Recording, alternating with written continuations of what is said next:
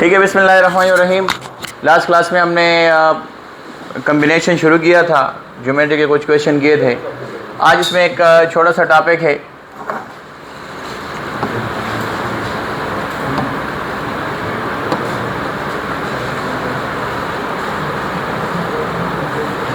अच्छा ये इधर दूसरी स्क्रीन आ गई है, सही है सही है।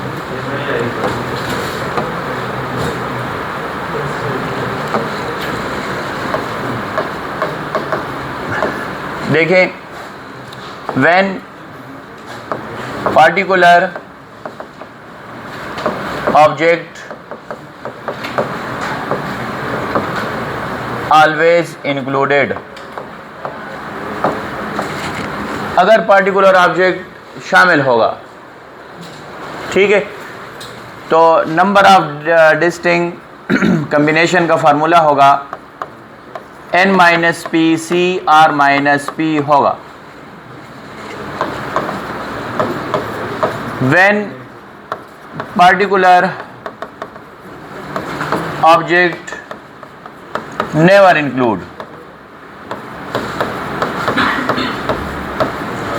तो इस केस में फार्मूला बनेगा n minus P C R होगा। ठीक है, इसको मैं इस तरह प्रैक्टिकल से भी आपको बयान कर सकता हूँ, लेकिन बस थ्योरेटिकल बयान करता हूँ आप लोगों को। मिसाल तौर पर हमारे पास टोटल प्लेयर्स जाते हैं इंटरनेशनल लेवल पर खेलने के लिए, 16 बंदे जाते हैं। पाकिस्तान की टीम अगर किधर जाती है तो 16 बंदे होंगे। मैं कहता हूँ कि रिजवान ऑलवेज बी इंक्लूडेड, तो अब कितने बंदे जाएंगे? 15 हमने और सेलेक्ट करने होंगे, क्योंकि रिजवान ऑलवेज बी इंक्लूडेड और रिजवान ज़रूर खेलेगा। ग्राउंड में जब जाते हैं तो 11 बंदे जाते हैं, अब टोटल बंदे 10 हमने लेने होंगे, क्योंकि रिजवान ऑलवेज भी इंक्लूड होगा, खेलेगा वो। तो जब एक बंदा या एक ऑब्जेक्ट इंक्लूड होगा तो टोटल से भी माइनस होगा और आर से भी माइनस होगा। अगर हम कहते हैं कि रिजवान नहीं खेलेगा, रिजवान नॉट इंक्लूडेड, तो बस टोटल से हमने सिर्फ माइनस करना होगा। अब 15 बंदे जाएंगे, टोटल से एक माइनस हो जाएगा, लेकिन जो ग्राउंड में जाएंगे वो 11 कंप्लीट जाएंगे, क्योंकि रिजवान तो नहीं खेलेगा। तो अगर नेवर इंक्लूड हो तो टोटल से माइनस होगा, आर से माइनस नहीं होगा। इसका मैं इधर प्रैक्टिकल भी करा सकता हूँ, उससे ज़्यादा क्लियर होता है, लेकिन बस आप याद करें, सही है। देखें, इस पर एक आसान सा क्वेश्चन लिखते हैं। In how many ways 12 person can be, ये इसको दोनों काम कर देते हैं। 6 person can be select from 11 players if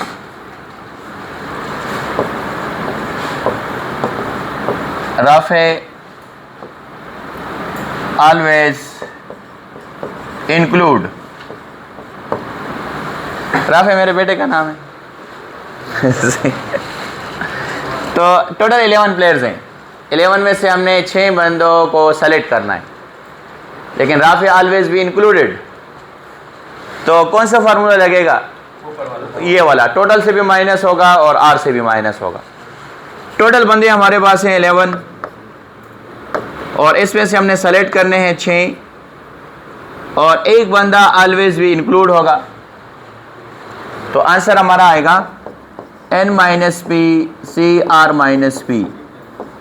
तो 11 माइनस 1 और 6 माइनस 1, तो 10 सी 5 होगा। तो ऑलवेज इंक्लूडेड में क्या करोगे? टोटल से भी माइनस करोगे और आर से भी माइनस करोगे। मेरे नोट्स में इस पर इंक्लूडेड और नेवर इंक्लूड पर क्वेश्चन मौजूद है, वो आप लोग फिर इसके लिए प्रैक्टिस करें। इसमें कम्बिनेशन से इतना मुश्किल क्वेश्चन नहीं आएगा, यही जो थ्योरम हमने पढ़े वही बातें होंगी।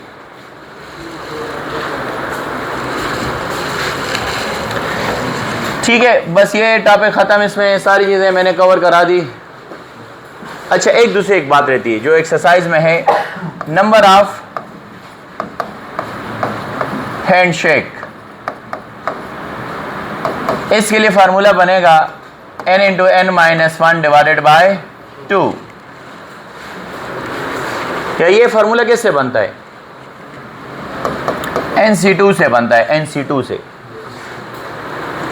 ठीक है, तो नंबर ऑफ हैंडशेक के लिए ये फार्मूला भी है, इसको हम सिंप्लीफाई करेंगे तो ये बनता है। मिसाल तौर पर अगर हमारे पास 2 बंदे हैं तो उसमें हैंडशेक्स कितने होंगे? हाथ मिलाएंगे, एक दफ़ा हाथ मिलाएंगे ना। 2 बंदे हैं तो हैंडशेक 1 होगा। अगर 3 बंदे हैं तो हैंडशेक कितने होंगे? एक बंदा ये है, एक बंदा ये है और एक बंदा ये है। ये दोनों हाथ मिलाएंगे 1, ये दोनों हाथ मिलाएंगे 2 और ये दोनों हाथ मिलाएंगे 3। तो अगर बंदे 3 हैं तो नंबर ऑफ हैंडशेक्स 3 होंगे। 10 गुणा बयोज लास्ट मिला हुई यो, ये मिलाएंगे 2 और ये दोनों जब हाथ मिलाएंगे 3।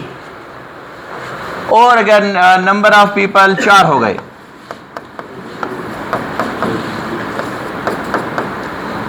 ये इसके साथ हाथ मिलाएगा 1, ये इसके साथ हाथ मिलाएगा 2, ये इसके साथ हाथ मिलाएगा 3, ये इसके साथ हाथ मिलाएगा 4, ये इसके साथ मिलाएगा 5 और ये इसके साथ हाथ मिलाएगा 6। तो नंबर ऑफ हैंडशेक्स होंगे 6।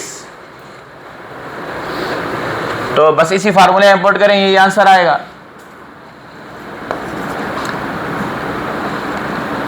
How many handshakes are possible if in a party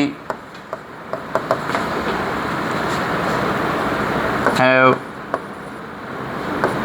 15 peoples। ठीक है, तो बस फार्मूला लगाएं, n into n minus 1 divided by 2। 15 minus 1 divided by 2, 15 multiply by 14 divided by 2, 15 multiply by 7, 70, 35, 105। इस पर भी नष्ट में क्वेश्चन आ चुका है और इसमें भी नष्ट में क्वेश्चन आ चुका है, दोनों पर। नंबर ऑफ डायगोनल्स के ऊपर भी आ चुका है। तो ये कम्बिनेशन के सारे पॉइंट्स कवर, वो एक्सरसाइज में थे या थ्योरी में थे, सारे मैंने कवर करा दी। सही है, बस नेक्स्ट टॉपिक है हमारा प्रोबेबिलिटी। करूँ एक question, how many even 2-digit number can be formed from 1, 2, 3, 5। पहले मैं इससे आता हूँ, ठीक है, कि 2 डिजिट वाले इवन नंबर कितने हम बना सकते हैं अगर गिवन आपके पास 1, 2, 3, 5 हैं। सही है, तो 2 डिजिट बनाने हमने तो 2 बॉक्स बनाए, फार्मूले पर भी होता है। अच्छा, इवन नंबर कब बनेगा? देखें, इवन ये नंबर तब बनेगा जब उसका यूनिट प्लेस इवन होगा। 3, 2, 5, 2 इवन नंबर तब बनेगा जब उसका यूनिट प्लेस इवन होगा। तो सिर्फ हमारे पास इसमें 2 है, तो दा 2 बदलता फिक्स गई, दा यो 2 बदलता रहा वाली। अगर मैं इधर एक ही 2 है, अगर 2 को मैं इधर फिक्स कर दूं, ठीक है, तो सिर्फ एक ही 2 है। अगर 4 होता तो मेरे पास 2 ऑप्शन होते इस जगह को लगाने में। एक दूसरा क्वेश्चन भी करता हूँ, सिर्फ एक 2 है तो एक पॉसिबल वे, 2 क्रॉस हो गया। Repetition not allowed, repetition allowed भी हो फिर भी क्वेश्चन आसान हो जाता है, मुश्किल नहीं होगा। अब इस जगह को फिलअप करने के लिए मेरे पास कितने ऑप्शन रह गए? 3। 1 भी आ सकता है, 3 भी आ सकता है, 5 भी इधर आ सकता है। इधर इवन आए या 8 आए, इससे फ़र्क नहीं पड़ता। तो 3, तो 3 आंसर है हमारे पास। 3 इवन 2 डिजिट नंबर हम बना सकते हैं, 1 2 3। अब देखें again, how many even 2 digit number. अच्छा, अगर इसमें रिपीटिशन अलाउड हो जाए फिर 4 होगा। देखिए 1 2 3 5, 2 तो यूनिट प्लेस पर फिक्स हो जाएगा, ठीक हो गया। अब लेकिन 2 तो दोबारा भी आ सकता है, रिपीटिशन अलाउड। तो इस जगह फिलअप करने के लिए अच्छा इधर 1 है क्योंकि एक ही 2 है, तो 4 पॉसिबल वेज 1 2 3 4। मैंने इधर 2 लगा दिए, चलें। तो 4, वो कौन से 4 होंगे? 3 तो ये हो गए और एक ये हो गया। तो 4 इवन नंबर वाले डिजिट हम बना सकते हैं। How many even 2 digit number can be formed from 2 3 4 5? Repetition allowed, repetition not allowed. अब देखें, अब यूनिट प्लेस पर इवन नंबर होगा तब इवन नंबर बनेंगे। तो सिर्फ 2 डिजिट है हमारे पास, एक 2 है और एक 4 है। अब आपका आंसर होगा, इस जगह फिलअप करने के लिए कितने ऑप्शन है मेरे पास? 2। मैंने लगा दिया 4, 4 क्रॉस हो गया, 4 क्रॉस। अब इस जगह फिलअप करने के लिए 3 ऑप्शन है मेरे पास, 2 भी आ सकता है, 3 भी आ सकता है, 5 भी आ सकता है। तो इधर 5 लगा दें। तो 6 इवन नंबर हम बना सकते हैं, 2 डिजिट वाले बनाएं। 3 2 4 2 5 2, फिर 2 4 3 4 5 4, 1 2 3 4 5 6। अगर रिपीटिशन अलाउड हो जाए 8 बनेंगे, फिर 2 2 वाला भी होगा, 4 4 वाला भी होगा। 8 वाले भी इस तरह हो का, 8 वाले भी नहीं यूनिट प्लेस बाने 8 भी सही हो गया। अच्छा देखें प्रोबेबिलिटी,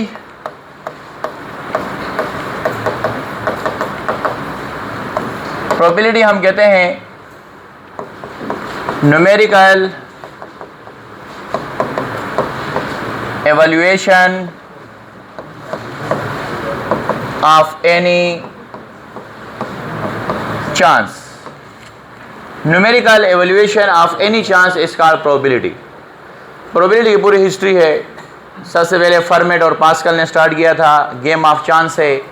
पाकिस्तान में मैच गड्डी का बिलीवा, ठीक है। तो सबसे पहले गेम ऑफ चांस से शुरू हुआ था ये बात, फिर आराम आराम से ये फिजिक्स में आया, मैथ्स में आया, बायो में, डेली लाइफ में बुक वाले जुमले हैं, ठीक है, डेली लाइफ के, क्या हम डेली लाइफ में भी प्रोबेबिलिटी को इस्तेमाल करते हैं। अच्छा, प्रोबेबिलिटी में छोटी छोटी टर्मिनोलॉजीज़ हैं। मैं इधर इसको सारा अल्फाज में लिखूँ या बस डायरेक्ट डेफिनेशन पर जाऊँ? Sample space, event, mutual exclusive. चलें थोड़ा पढ़ते हैं।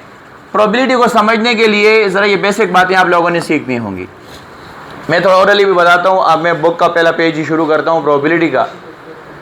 प्रोबेबिलिटी में सबसे पहले होता है एक्सपेरिमेंट, ठीक है। एक्सपेरिमेंट फिजिक्स में, केमिस्ट्री में, बायो में जब आप एक्सपेरिमेंट करते हो तो एक ही एक्सपेरिमेंट को बार बार रिपीट करते हो। मिसाल तौर पर आप स्क्रू गेज के ज़रिए से अगर आप डायमीटर फाइंड करना चाहते हो तो उसकी एक्सपेरिमेंट को बार बार रिपीट करते हो कि एक्यूरेट आंसर आए, ठीक है। या अगर आप प्रोजेक्टाइल मोशन वाला एक्सपेरिमेंट करते हो फर्स्ट ईयर का, तो वो एक एक्सपेरिमेंट बार बार रिपीट करते हो। जब एक्सपेरिमेंट ख़त्म हो जाता है, एक्सपेरिमेंट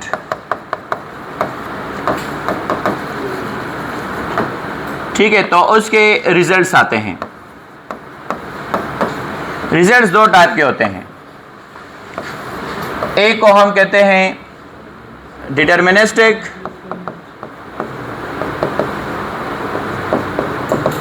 और दूसरे को हम कहते हैं रैंडम।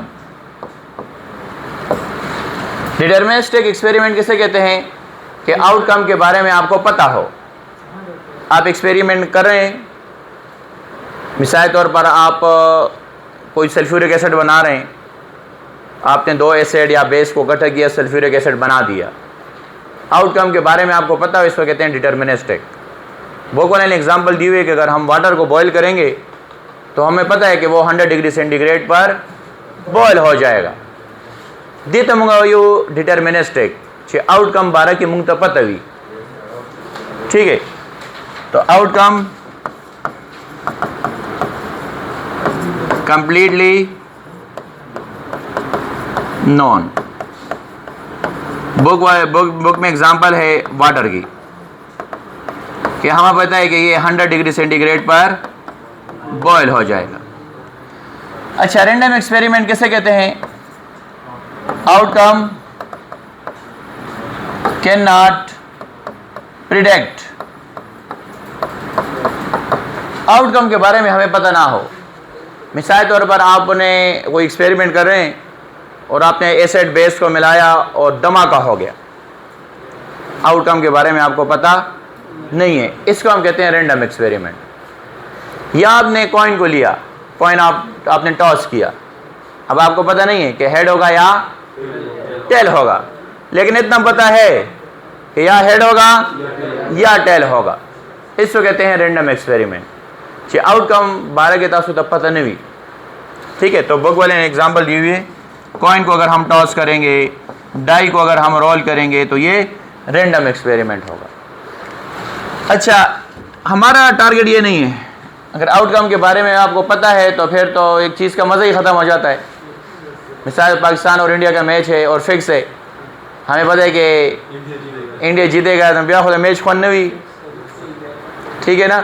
तो हमारा मेन टारगेट जो है रैंडम एक्सपेरिमेंट है।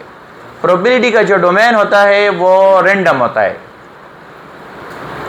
प्रोबेबिलिटी का जो डोमेन है वो रैंडम होता है, तो इसलिए इसके आंसर एक्यूरेट नहीं आते। इसको कहते हैं स्टैटिस्टिक और मैथ्स और स्टैटिस्टिक में एक डिफरेंस ये है कि स्टैटिस्टिक का जो डोमेन होता है वो रैंडम एक्सपेरिमेंट होता है। स्टैटिस्टिक का मीन, मोड, ये सारी चीज़ें जो फाइंड करते हैं, इनके आंसर एक्यूरेट नहीं होते क्योंकि इनका जो डोमेन होता है वो रैंडम एक्सपेरिमेंट होता है। और मैथ्स में हम जो सारे मैथ्स पढ़ते हैं, first year, second year, matrices, sequence series, derivatives, integration, इनके आंसर एक्यूरेट होते हैं क्योंकि इनका डोमेन जो होते हैं वो रैंडम एक्सपेरिमेंट नहीं होता, ठीक। तो स्टैटिस्टिक का, ये स्टैटिस्टिक का टॉपिक है। तो अब नेक्स्ट हम आते हैं, सबसे पहले हमारे पास है सैंपल स्पेस। सैंपल स्पेस हम कहते हैं ऑल पॉसिबल आउटकम्स, ठीक है। सैंपल स्पेस को हम एस से डिनोट करते हैं। मिसाल तौर पर हमने कॉइन को टॉस किया तो सैंपल स्पेस क्या आएगा? हेड और टेल आएगा। या एक डाई को हमने रोल किया,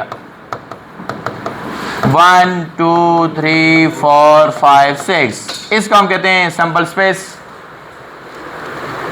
फिर सैंपल स्पेस के बाद है इवेंट। इवेंट हम कहते हैं subset of sample space. Sample space का आप सबसेट लें।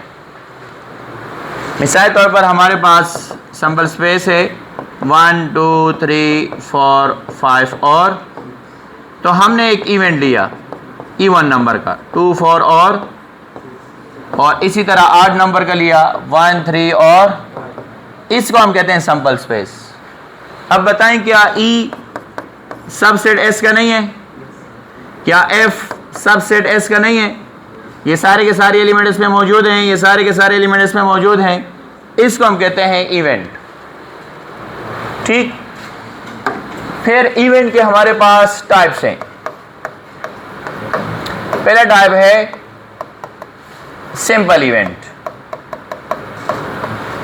दूसरा है क्या, कंपाउंड इवेंट, और तीसरा है म्यूचुअल एक्सक्लूसिव, और चौथा है सक्सेसफुल या फेवरेबल।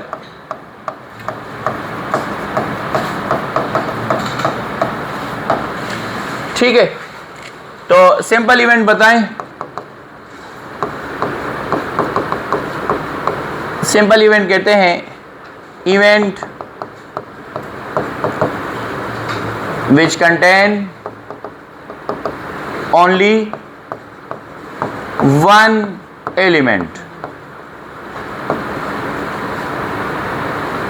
मिसाल तौर पर हमारे पास सैंपल स्पेस है 1 2 3 4 5 और 6, तो इसमें से सिर्फ इवेंट मैंने एक लिया, इसमें से मैंने 2 उठाया, इसको कहते हैं सिंपल, यो एलिमेंट ही बगे, या इसमें मैंने उठा दिया 1, या इसमें मैंने लिख दिया 6, ठीक है, मंगा यो simple event.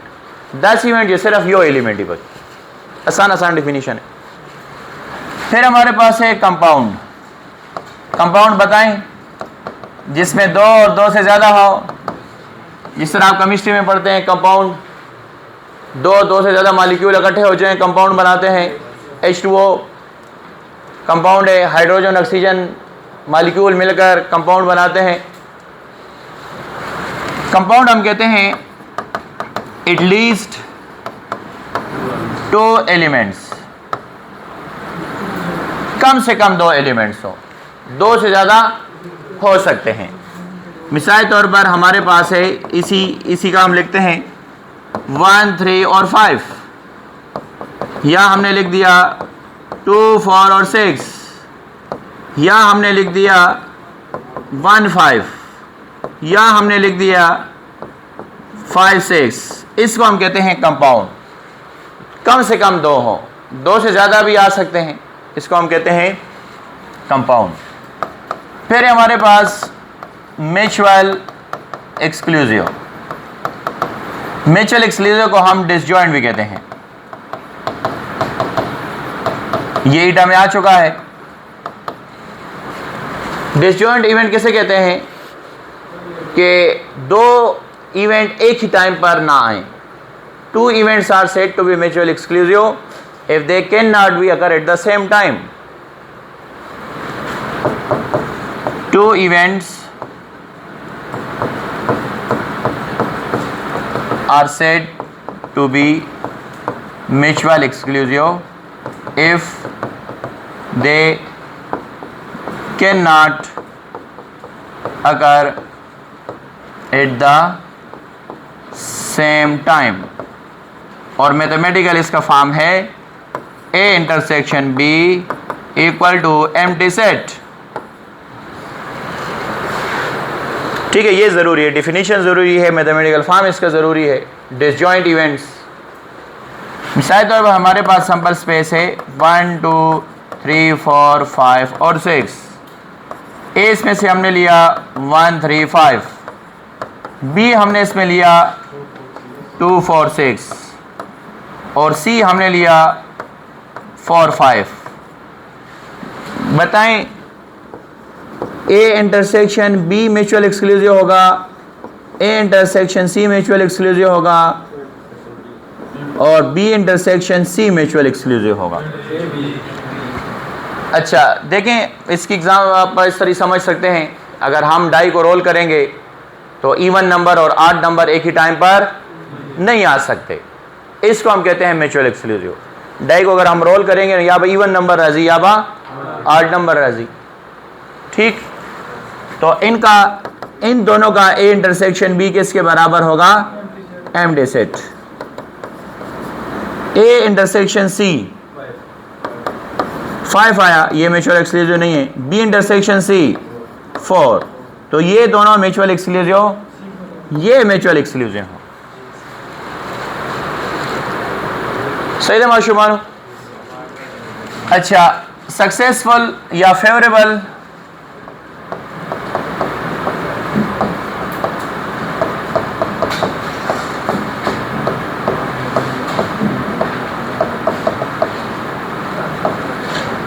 entail the occurrence of an event।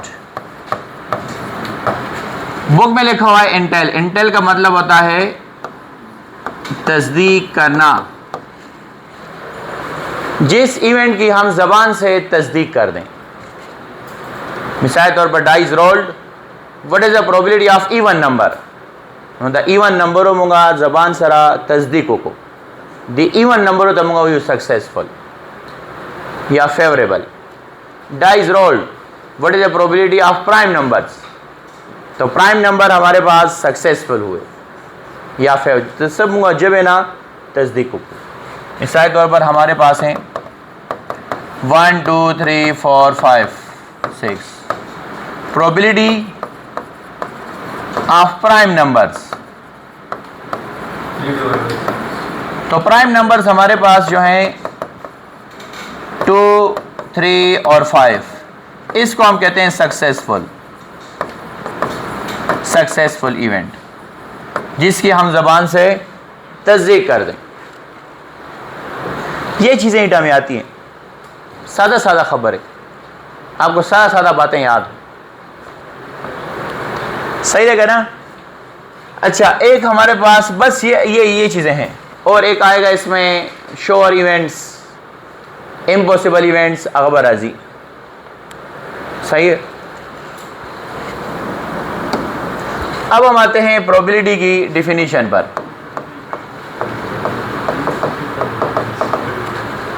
Probability हम कहते हैं न्यूमेरिकल एवल्यूएशन ऑफ एनी चांस। किसी भी चांस को मैथमेटिकल कैलकुलेट करने का नाम है प्रोबेबिलिटी। किसी भी चांस को मैथमेटिकली कैलकुलेट करने का नाम होता है प्रोबेबिलिटी। और प्रोबेबिलिटी का फार्मूला है probability of event, number of element in event divide by number of element in sample space. मिसाल के तौर पर coin is tossed, what is the probability of tail? ठीक है, तो सैंपल स्पेस हमारे पास होगा हेड, और तो इवेंट हमारे टेल जो है ये सक्सेसफुल इवेंट है। टेल पके याद है, तो प्रोबेबिलिटी इसकी क्या होगी? Number of element in event divided by total, तो 1 डिवाइडेड बाय टोटल, तो 50% चांस है कि टेल आए, 50% चांस है कि हेड आए। आपने वो मैच पाकिस्तान इंडिया का अगर कोई मैच होता है तो उधर एक इस तरह आ जाता है कि 70%, 50%, 60% चांस है रिडक्शन, वही प्रोबेबिलिटी है, उसी तरीके से कैलकुलेट की जाती है। अब एक क्वेश्चन मैं लिखता हूं,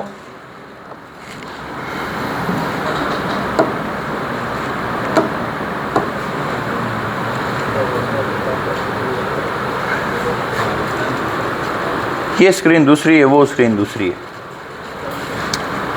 अब एक नई स्क्रीन भी लग गई है ना इस क्लास में, वो एडवांस है, वो बहुत ज़बरदस्त है। इन सब की कीमत तकरीबन सेम है, लेकिन उसमें एक फंक्शन एक ज़्यादा है। नहीं, सारे सही हैं, सारे सही हैं, उसमें कोई ऑप्शन ज़्यादा हैं थोड़े से। ये नहीं है, हाँ ये स्क्रीन और नीचे 2 स्क्रीन लगी है ना वो सेम है। नीचे ये यहाँ पर जो लगी है ये ज़रा एडवांस, पहले जो इस कमरे में थी इसमें कुछ ऑप्शन ज़्यादा हैं। अच्छा देखें, हमारे पास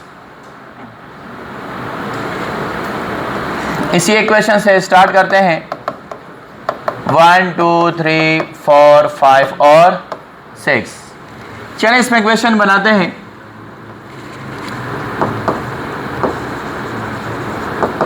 what is the probability of odd numbers? बताएं। 3 डिवाइड बाय 6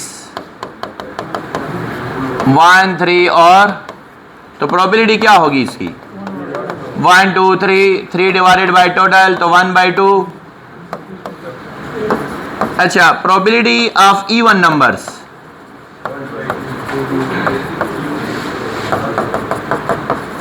2 4 और तो प्रोबेबिलिटी इसकी क्या आएगी 3/6 तो 1/2। देखें आप जब यूनिवर्सिटी में भी जाएंगे तो डिस्क्रीट मैथमेटिक्स और प्रोबेबिलिटी पढ़ेंगे, आसान बना दिया गया है आपके लिए यार। फिर आपको याद आएगा यार कि यार टीचर ने सही पढ़ाया था, लेकिन यहाँ तो यार हम तेज़ भी जाते हैं ना थोड़ा बहुत, लिखती इस माशूमा थोड़े बहुत टाइम की वजह से, वरना इतना स्लो में पढ़ाते होंगे 5 या 5.5 महीने 5 महीने में ख़त्म होता है। क्या रिपीटिशन नॉट अलाउड? तो नंबर ये है ना, फार्मूला ये वाला है ना, number of element in event divide by number of element sample space. ठीक है, तो इसमें देखें इवेंट में कितने एलिमेंट है 1 2 3 डिवाइडेड बाय टोटल, टोटल ऊपर है 6। अच्छा even number 1 2 3 divided by total,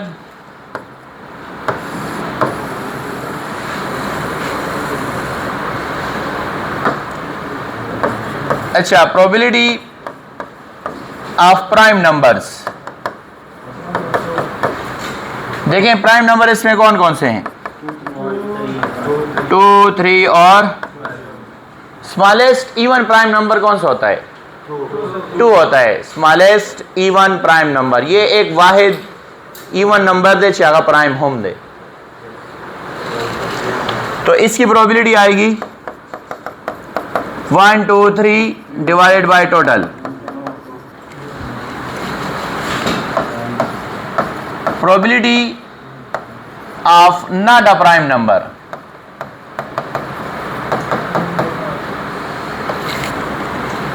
prime number ना हो तो बस देखें इनमें से कौन से प्राइम नंबर नहीं है, 1 भी नहीं है, 4 भी नहीं है, 6 भी नहीं है, 1 4 और तो प्रोबेबिलिटी इसकी होगी 3/6 तो 1/2 होगा। Probability of a number greater than 6, बताए इसमें ग्रेटर देन 6 है तो हमारे पास कौन सा इवेंट बनेगा। अच्छा एम्प्टी सेट आएगा ना, एम्प्टी सेट,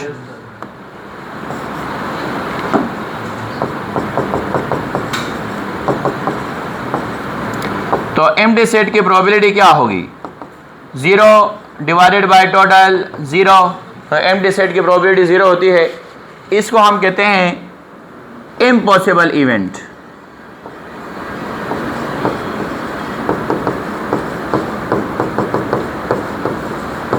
ठीक हो गया।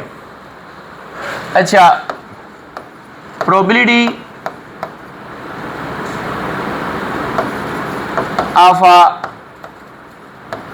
सैंपल स्पेस, सैंपल स्पेस की प्रोबेबिलिटी क्या होती है 100%।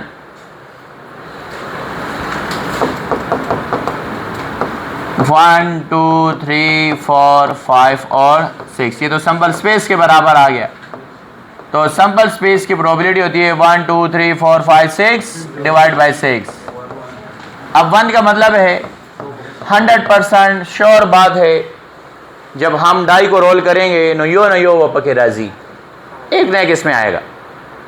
100% ये श्योर बात है कि अगर हम डाई को रोल करेंगे न या 1 राजी या 2 राजी या 3 राजी या 4 राजी या 5 राजी। 0 का ये मतलब है कि अगर आप डाई को रोल भी करेंगे तो 6 से ज़्यादा नहीं आएगा, 0 का ये मतलब है।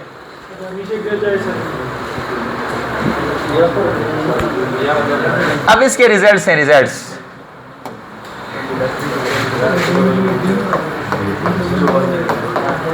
अब देखें number of element of an event, बताएं इवेंट के एलिमेंट्स 0 से ग्रेटर होंगे या 0 से कम होंगे? Number of elements of event, the event के चकम एलिमेंट्स ही द 0 ने ज़्यादा भी का द 0 ने कम भी ज़्यादा होंगे, लेकिन कभी कभी 0 के बराबर भी हो सकते हैं। प्रोबेबिलिटी ग्रेटर देन 6, तो इवेंट के एलिमेंट 0 भी हो सकते हैं। अच्छा, इवेंट के एलिमेंट्स कम होंगे सैंपल स्पेस से, लेकिन कभी कभी बराबर भी हो सकते हैं। प्रोबेबिलिटी ऑफ सैंपल स्पेस, तो इवेंट के एलिमेंट 6 आ गए। अब इसको डिवाइड कर दें बाय सैंपल स्पेस।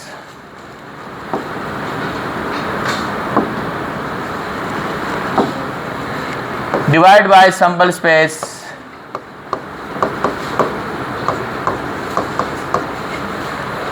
जीरो। ये प्रोबेबिलिटी की डेफिनेशन आ गई, और इधर 1। इसका क्या मतलब है? हाँ, इसका मतलब होता है रेंज ऑफ प्रोबेबिलिटी।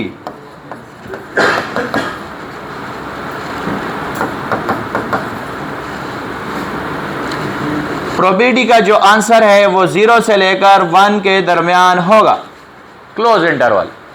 प्रोबेबिलिटी का आंसर 1 से ज़्यादा नहीं आ सकता, प्रोबेबिलिटी का आंसर 0 से कम नहीं आ सकता। देखिए नेक्स्ट का क्वेश्चन लिखते हैं,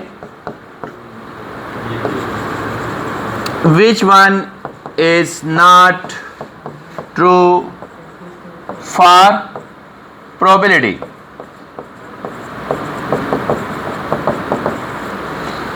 ऑप्शन 1 0 फैक्टोरियल, 0.1 e बाय पाई,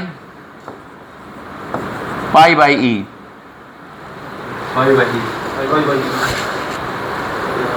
लेकिन 0 फैक्टोरियल 1, तो प्रोबेबिलिटी 1 हो सकता है, 0.1 भी हो सकता है। ई की वैल्यू है 2.71, 2.71 डिवाइडेड बाय 3.14, इसका आंसर लेस देन 1 आएगा। और 3.14 डिवाइडेड बाय 2.71, इसका आंसर ग्रेटर देन 1 आएगा। तो प्रोबेबिलिटी ये नहीं हो सकता।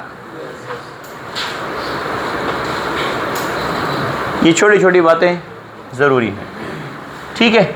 बस एक क्वेश्चन दूसरा करते हैं, कल इंशाल्लाह ये ख़त्म हो जाएगा। और नाना माशूमा डेर रेदा कज़यो खिक्से के खुदे के बंदे मेरे 2-3 दिन इंटरव्यू में रह गए, तबाही है। 6 साल बाद फिर दोबारा ये पोस्ट आएगी, 6 साल बाद। 6 साल बाद मेरी उम्र 42 साल हुई होगी। आप खुद सोचें, 2022 में अप्लाई किया था, 25 में टेस्ट हुआ, 26 में इंटरव्यू है, 27 में शायद पोस्टिंग हो। जब नई पोस्ट आ गई तो 2028 होगा, फिर 28 में पोस्ट आएगी, 32 में टेस्ट होगा, फिर 35 में इंटरव्यू होगा, फिर 36 में सिलेक्शन होगी। ठीक है ना, ये 3 दिन है मेरे, फिर आपको पता चलेगा। नहीं आती 5 साल बाद आती है ना, 5 साल बाद, 5 इयर्स के बाद। क्या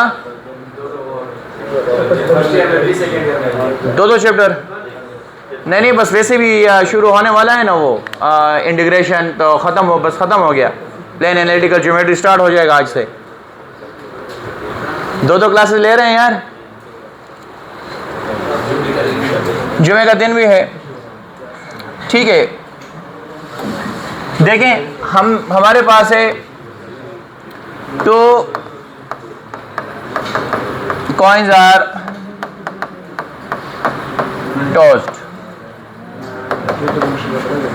What is the probability of 2 coins को हमने टॉस किया, ठीक है।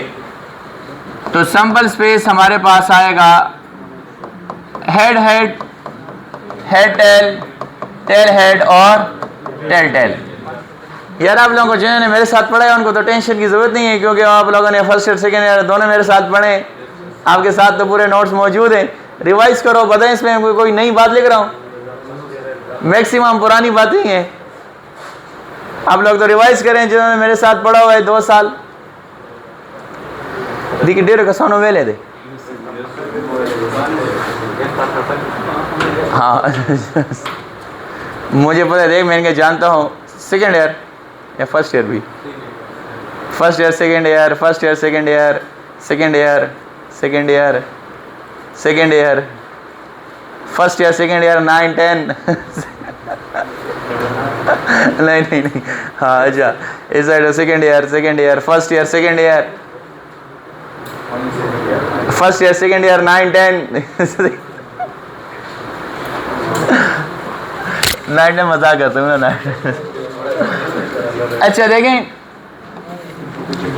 What is the probability of at least one head. देखें एटलीस्ट का मतलब होता है कम से कम। एटलीस्ट में आप लोगों ने अपवर्ड जाना होगा। कम से कम आप 33% नंबर ले सकते हो। 33 से नंबर कम लोगे तो फेल हो जाओगे। तो अब देखें जरा, यहां पर लिखें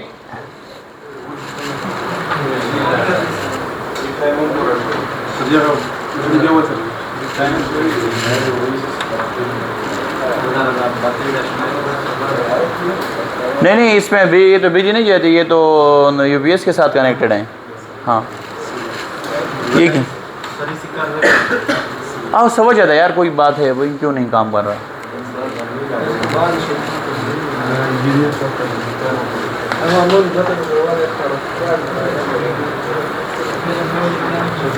यार आप खुद सोचें कितना ज़्यादा काम हो रहा है मैथ्स में, यार खुद सोचें ज़रा। सुनो डेढ़ सबक वेलेगी क्या? हाँ ज़्यादा है ना, रिवीजन इंपॉर्टेंट होता है। आखिरी दिन बहुत ज़्यादा क्रिटिकल होते हैं। कल मैंने अपने सबक के दो बुक्स को रिवाइज़ किया, 2 बुक्स। आज 3 बुक्स को मैं रिवाइज़ करूँगा, मेरा टारगेट है। 8 बुक्स हैं सारी। फिर कल मैं दोबारा स्टार्ट से 5 बुक्स हो जाएंगी। फिर नेक्स्ट डे दोबारा 2-3 बुक्स को रिवाइज़ करूँगा। फिर आखिरी दिन सारे कोर्स को रिवाइज़ करूँगा, शायद 2 दफ़ा रिवाइज़ करूँगा। सही ना? तो ये रिवीजन इज़ इम्पोर्टेंट। और किस्मत की बात है, लेकिन हम अपनी तरफ से मेहनत करेंगे, क्योंकि हमें सभी तरीका आता है सबक पढ़ने का कि सबक किस तरह पढ़ना है, शॉर्ट टाइम में कोर्स के साथ जल्दी कवर करना है, क्योंकि हमने इंजीनियरिंग में टाइम गुजारा हुआ है ना। हाँ शॉर्टकट है, उसमें हम अपने सबक में भी शॉर्टकट की तरफ जाते हैं। यह रिवीजन इज़ ज़रूरी, रिवीजन वेरी वेरी इंपॉर्टेंट। अभी मैंने जो सबक पढ़ा है ना, मैंने एक किताब नहीं पढ़ी। अब वो किताब को मैं अभी टच नहीं करूँगा। क्यों टच नहीं करूँगा? क्योंकि वो फजूल है। अभी जो मैंने पढ़ा हुआ है ना, बस सिर्फ उनको रिवाइज़ करूँगा। अगर मैंने एक चैप्टर छोड़ा भी हुआ है, वो भी अभी नहीं पढ़ा। नई बातें आखिरी दिनों में नहीं पढ़नी चाहिए। बस पुराना जो पढ़ा है बस उसको स्ट्रॉन्ग करो बस। अगर उसमें क्वेश्चन आ गया वो तो गलत ना होना। शायद आपने जो छोड़ा हुआ है उससे ना आए। अगर आपने जो छोड़ा है, अक्सर तो इस तरह होता है ना, जो छोड़ा हुआ है उसी से आते हैं।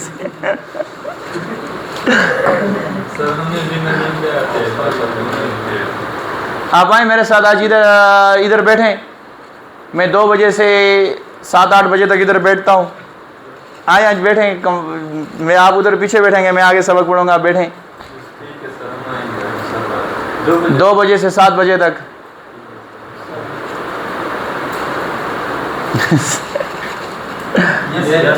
अच्छा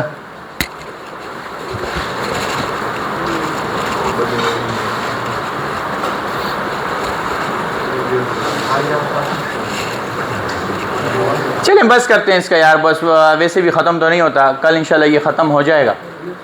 और बस एक 5 मिनट